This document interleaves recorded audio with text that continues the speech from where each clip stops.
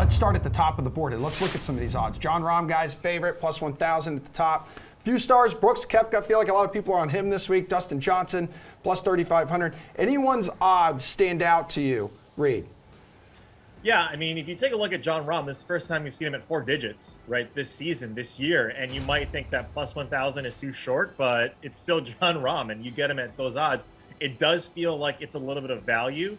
A lot of people are going to Colin Morikawa, but I do think that the guy you mentioned, Emerson, and Brooks Koepka, I mean, his number at opening was a lot higher than what it is now, and it's kind of equalized at plus 3,500.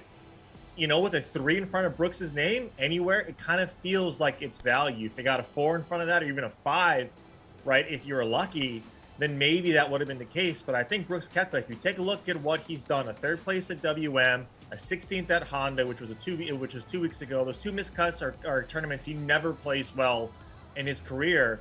Brooks Koepka now at plus 3,000 in a tough field, a major field to this tournament, is a guy that finally looks healthy. Give me Brooks. Okay, Geoff, in a special Monday edition of the slate with 2/3 of the golf gurus, I believe you said you like Brooks this week.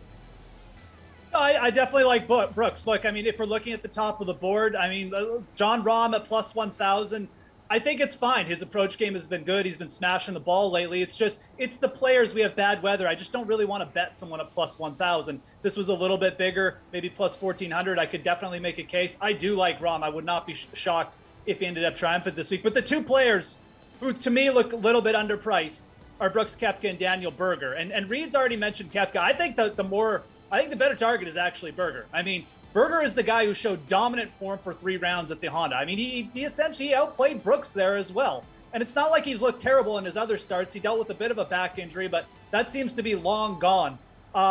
Berger has just been so consistent over the last year and a half. And yet he's still priced under Xander Schauffele, who never wins full field events. Hideki, who is dealing with an injury. He's not 100%. He's come out and talked about it himself.